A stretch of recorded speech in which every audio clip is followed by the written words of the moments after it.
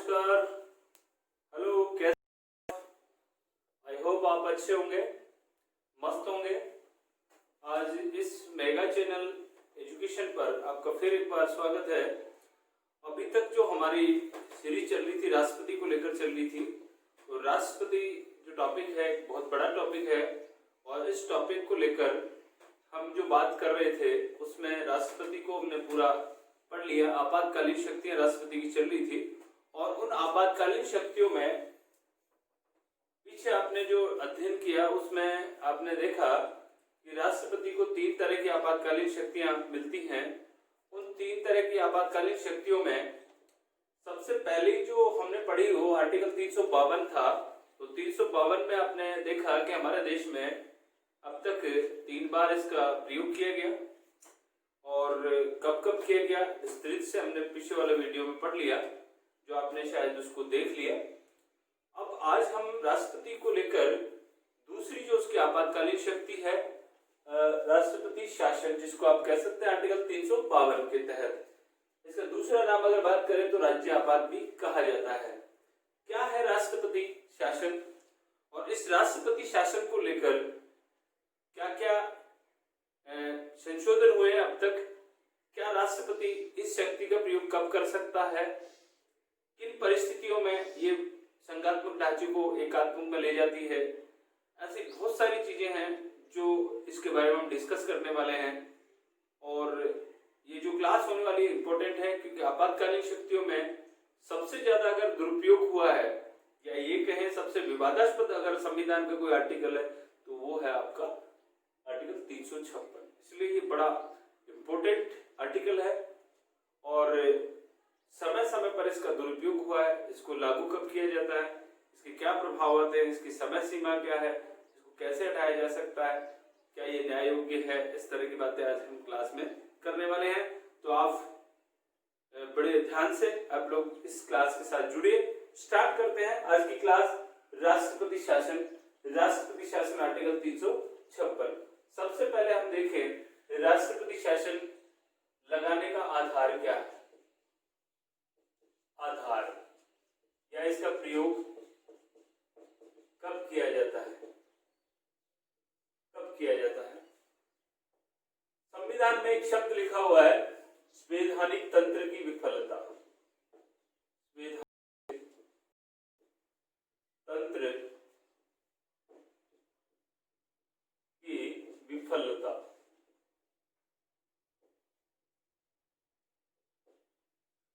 संवैधानिक तंत्र की विफलता से मतलब क्या है? Failure of constitutional machinery in state. जब राज्य में संवैधानिक तंत्र की विफलता हो जाए, यानी राज्य में जो सरकार है वो संविधान के अनुसार काम नहीं करे, तो इसको हम फेलियर मान सकते हैं कि उन्होंने संविधान ने जो पावर्स गवर्नमेंट को दिए उसके अकॉर्डिंग वो काम नहीं कर रही है। इस वैधानिक तंत्र की विफलता के बारे में बैठी हुई केंद्र सरकार, यानी ये कह सकते हो इसकी घोषणा कौन करता है? राष्ट्रपति करता है। लेकिन राष्ट्रपति मन से नहीं करता है। राष्ट्रपति को कहां से ये जानकारी मिलती है कि इस राज्य में संवैधानिक तंत्र की विफलता है और आर्टिकल 356 का प्रयोग करके वहां राष्ट्रपति शासन की घोषणा की जा सकती है। तो इसके लिए आपको थोड़ा सा ये जानना है कि सिफारिश कौन करता है। तो देखिए यहाँ हम बात करें सिफारिश की। सिफारिश कैसे पता चलेगा राष्ट्रपति जी को कि उस राज्य में संवैधानिक तंत्र की विफलता हुई है? क्योंकि 28 राज्य हैं और एक राष्ट्रपति है वहां बैठा हुआ है, उसको कैसा पता पड़ेगा कि इस राज्य में संवैधानिक तंत्र की विफलता हुई है? तो सबसे पहले देखिए आप लोग इस राज्यपाल महोदय के बारे में आप लोग जानते हैं, जो भी जिस तरह से आर्टिकल 356 है उसी तरह से राज्यपाल का पद भी बड़ा ही विवादास्पद है इस बात को लेकर भी। तो यहाँ देखिए राज्यपाल, प्रत्येक राज्य का एक राज्यपाल होगा, उसकी नियुक्ति राष्ट्रपति जी करते हैं। और राष्ट्रपति जी इसकी नियुक्ति क्यों करते हैं? क्योंकि तटस्थ होकर वो व्यक्ति वहां की राज्य की जो व्यवस्थाएं उनको देखता रहता है और अगर राज्य में कहीं गड़बड़ चल रही है, राज्य में अगर कहीं भी लॉ एंड ऑर्डर फेल है, संविधान के अनुरूप काम नहीं हो रहा है, तो राज्यपाल इसकी सूचना प्रति 15 दिन, सप्ताह में 15 दिन में जो केंद्र का जो गृह विभाग है उसके अंतर्गत राज्य विभाग है, वहां अपनी एक रिपोर्ट भेजता है। उस रिपोर्ट में ये उल्लेख करता है कि राज्य में इन 15 दिनों में कितने क्राइम बढ़े हैं, शासन व्यवस्था कैसी चल रही है, क्या देश में कहीं कोई इस तरह के अत्याचार तो नहीं बढ़ रहा है, कहीं जान माल की हानि तो नहीं हो रही है, महिलाओं के साथ क्या स्थिति है। इस सारी रिपोर्ट 15 दिन में वह गृह विभाग को भिजाता है और उसी की रिपोर्ट के आधार पर यह तय होता है कि उस राज्य में शासन किस तरह से चल रहा है। तो बात हम राज्यपाल की कर रहे हैं कि संवैधानिक तंत्र की विफलता की सिफारिश जो है राज्यपाल के द्वारा या अन्य किसी माध्यम से राष्ट्रपति को समाधान शब्द लिखा हुआ है, समाधान शब्द का मतलब अंदेशा हो जाए।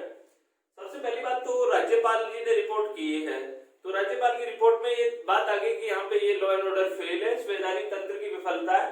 तो इस रिपोर्ट के आधार पर उस राज्य में आर्टिकल 356 का प्रयोग करके राष्ट्रपति जी वहां राष्ट्रपति शासन लगा सकते हैं। ठीक है जी। दूसरी बात, अगर मान लीजिए राज्यपाल ने नहीं बात करी है और वहां जो राष्ट्रपति जी बैठे उनको अन्य माध्यम से राष्ट्रपति को ये समाधान हो जाए या उनको ये जानकारी ज्ञात हो जाए विशेष सूत्रों से कि वहां लॉ एंड ऑर्डर फेल है, संवैधानिक तंत्र की विफलता है, फेलियर ऑफ कॉन्स्टिट्यूशन मशीनरी, यानी वहां अच्छी तरह से काम नहीं हो रहा है, तो भी बिना राज्यपाल की रिपोर्ट के भी राष्ट्रपति स्वयं भी वहां पर क्या लगा सकते हैं, आर्टिकल 356 का प्रयोग कर सकते हैं। देखिए, इसके साथ साथ आपको जब भी आप लोग आर्टिकल 356 पढ़े, इस 356 के साथ में हम दो आर्टिकल और उल्लेखित करेंगे, जिसमें आर्टिकल 355 है और एक आर्टिकल 360 है, 365। ठीक है, सॉरी, 355 और 365, इन दो आर्टिकल्स में भी इससे रिलेटेड है 356 के साथ में। जैसे आप यूं समझ सकते हैं, जहां बात करी गई है आर्टिकल 356 में राष्ट्रपति शासन की, वही 365 भी ये कहता है कि राष्ट्रपति शासन ही साधारण या संवैधानिक तंत्र का मतलब क्या है। तो यहाँ दूसरी जो बात करी गई है संवैधानिक तंत्र की, वो 365 में करेंगे। तो एक एक को लेते हैं। तो सबसे पहले लेते हैं हम लोग आर्टिकल 355। तो देखिए आर्टिकल 355 क्या कहता है। आर्टिकल 355 ये कहता है कि देखिए, प्रश्न आजकल बहुत ही विस्तृत रूप से पूछे जा रहे हैं। जैसे इसमें बात करी गई है केंद्र सरकार के दायित्वों की, केंद्र सरकार के दायित्व या ये कह सकते हो ड्यूटीज। केंद्र सरकार का ये कर्तव्य होगा कि वह जांच करे, किस बात की, वह जांच करे कि राज्य में जब बाहरी आक्रमण हो या होने की संभावना हो तो वह उस राज्य की क्या करे, रक्षा करे। और तीसरी बात यहाँ ये करी गई है, आंतरिक शांति स्थापित करने की बात करी गई है, आंतरिक शांति।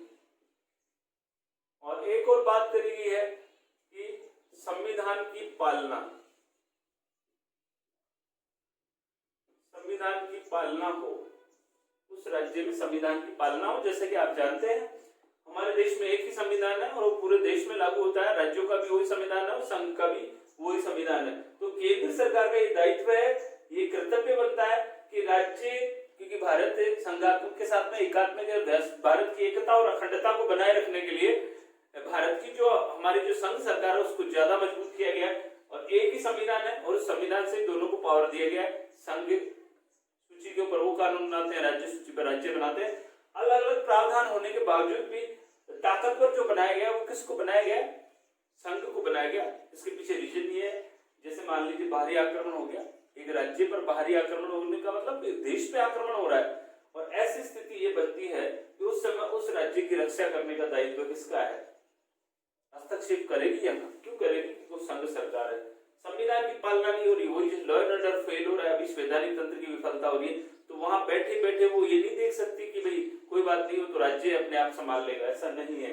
और आंतरिक शांति अगर उस राज्य में कहीं गृह युद्ध जैसी स्थिति बन रही है या और कोई मामला बन रहा है तो वो यहाँ पे हस्तक्षेप कर सकती है। आर्टिकल 355 में ये प्रश्न बन रहा है, सबसे पहले तो यही प्रश्न बनता है कि संघ का दायित्व है कौन से आर्टिकल में, आर्टिकल 355 में क्या क्या दायित्व दिया गया है। तो ये आपातकाल का आधार बनता है, कहीं बाहरी आक्रमण हो जाए, लॉ एंड ऑर्डर फेल हो जाए और आंतरिक शांति की व्यवस्था वहां पर नहीं हो, ऐसी स्थिति में आर्टिकल 355 का प्रयोग करके वहां राष्ट्रपति शासन लागू किया जा सकता है।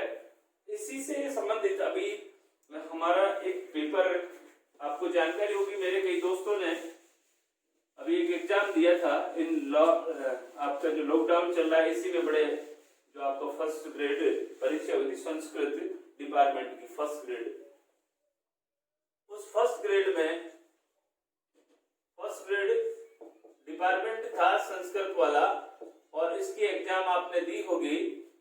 वो पेपर के बाद में जब हमारा डिस्कस हुआ तो देखिए वहां से प्रश्न जो आया वो प्रश्न इस तरह का था, ये 3 अगस्त को ही हुई है, अभी 3 अगस्त का आप लोग देख सकते हैं, 3 अगस्त 2020 में जो इसका फर्स्ट पेपर था जीके का, फर्स्ट ग्रेड लेक्चरर का, उसमें प्रश्न आया आर्टिकल 355 से उठाया गया।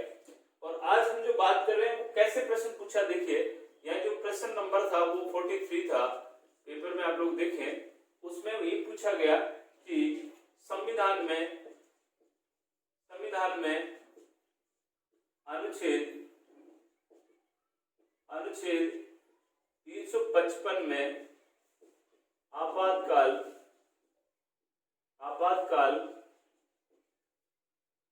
का क्या प्रावधान किया गया है। आप चेक कर सकते हैं पेपर को, यहां दिया गया, पहला दिया गया बाहरी आक्रमण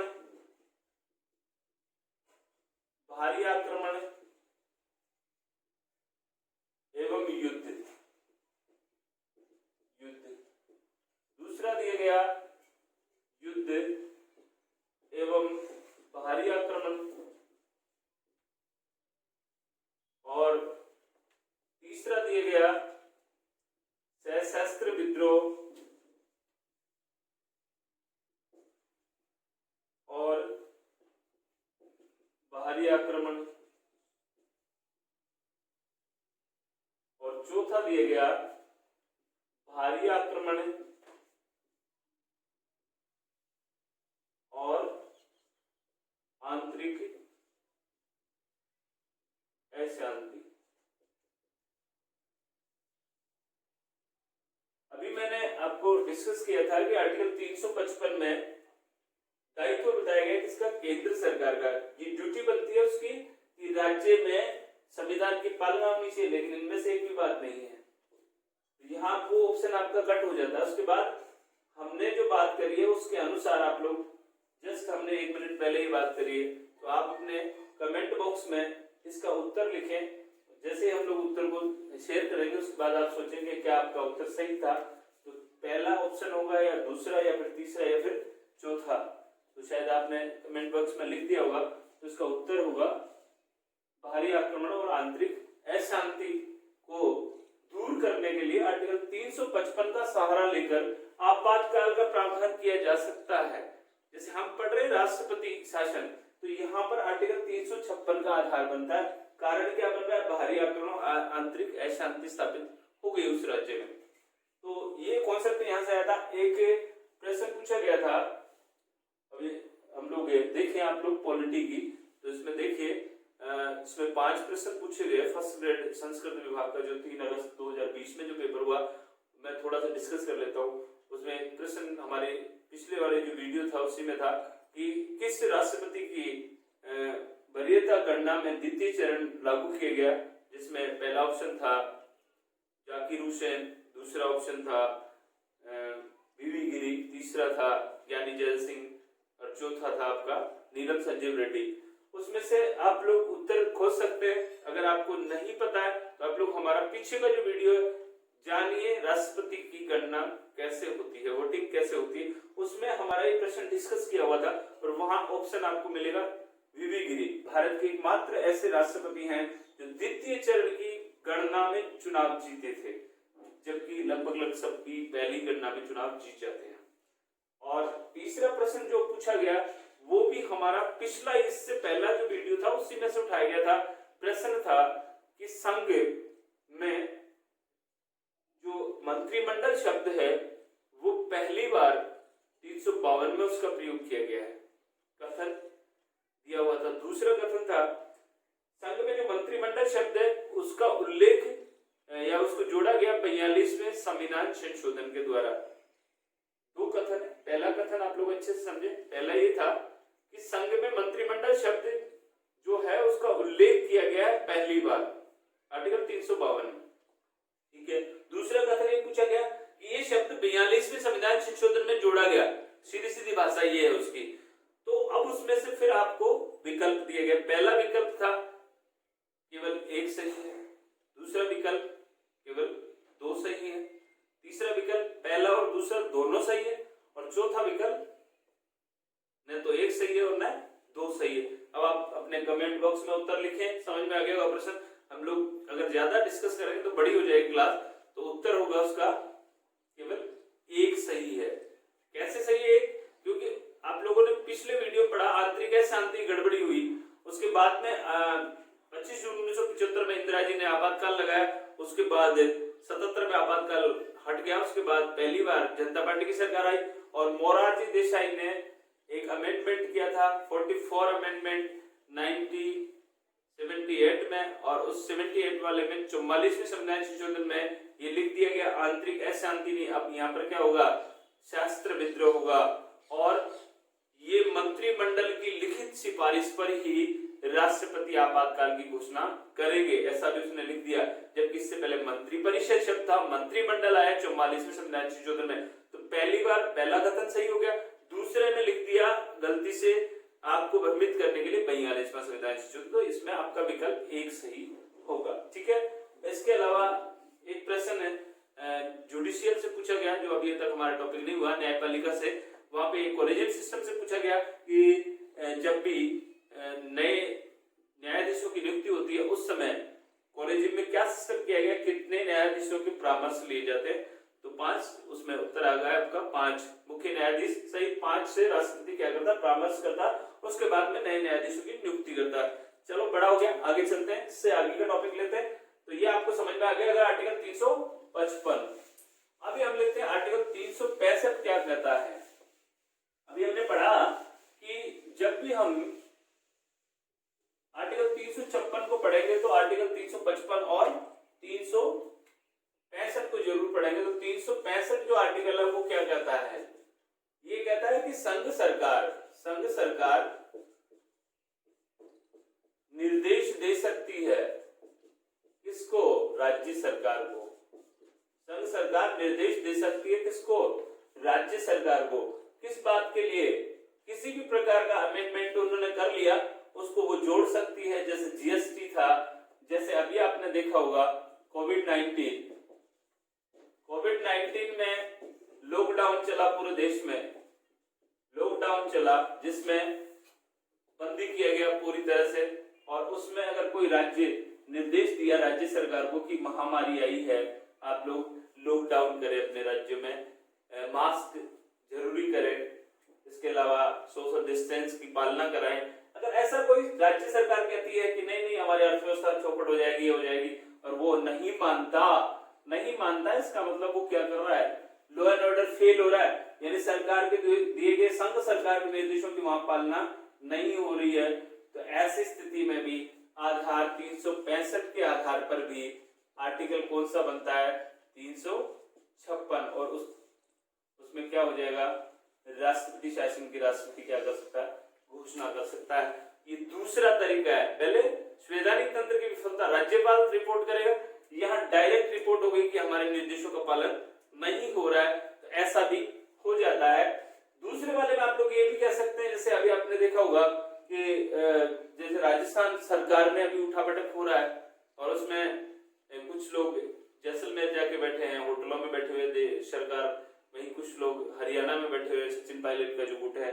ऐसी स्थिति में लॉ एंड ऑर्डर की स्थिति नहीं बनती है, वहां की सरकार अल्पमत में है, तो संवैधानिक तंत्र की विफलता में राष्ट्रपति वहां भी राष्ट्रपति शासन लागू कर सकते हैं।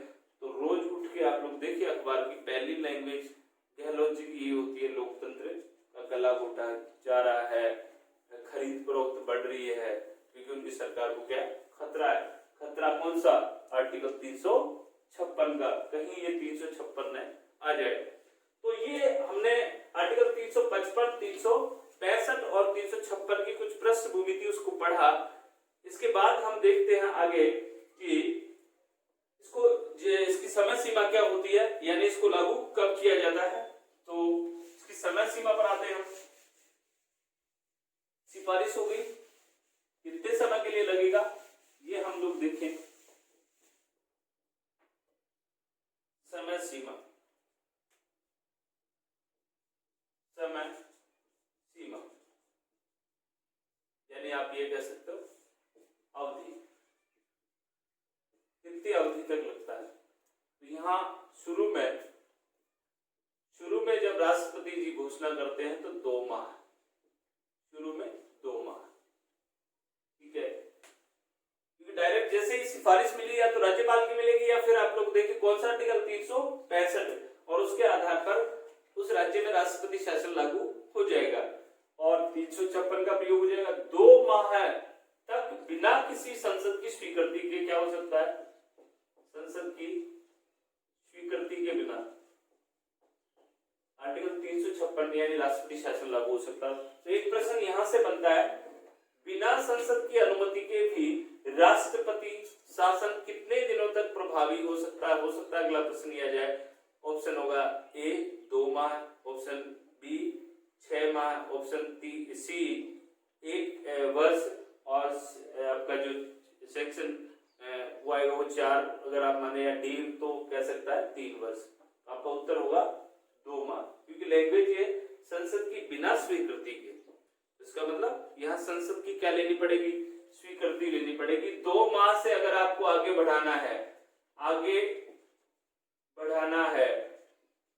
तो संसद के दोनों सदनों में सामान्य बहुमत या कह सकते हो साधारण बहुमत से स्वीकृति लेनी होगी, और जैसे ही स्वीकृति मिलेगी ये 6 माह के लिए बढ़ जाएगा, यानी 2 से फिर कितना हो गया, 6 माह हो गया। और फिर आपको और बढ़ाना है तो 6 माह के लिए और यही स्वीकृति पुनः होगी और 6 माह के लिए और बढ़ाया जा सकता है। कुल मिला के 6 से 12 महीने हो गए। अब आप लोग ऐसे नहीं कि 6 माह तक बढ़ाते रहे, ले स्वीकृति, ऐसा नहीं है।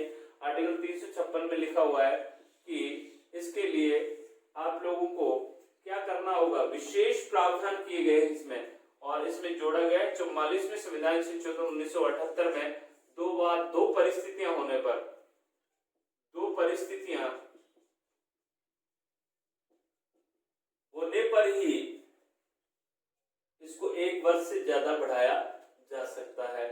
या आप ये कह सकते हो, यहां से एक प्रश्न और बनता है कि राज्य में राष्ट्रपति शासन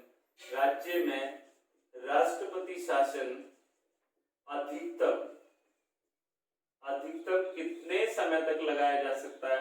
तो आपका उत्तर आएगा 3 वर्ष। अधिकतम कितने समय तक लगाया जाएगा, 3 वर्ष तक लगाया जाएगा। लेकिन 3 वर्ष तक लगाने के लिए परिस्थितियां कितनी होनी चाहिए, 2 परिस्थितियां। अब दूसरा प्रश्न बनेगा, किन 2 परिस्थितियों में एक राज्य में 3 वर्ष तक राष्ट्रपति शासन लगाया जा सकता है। पहली परिस्थिति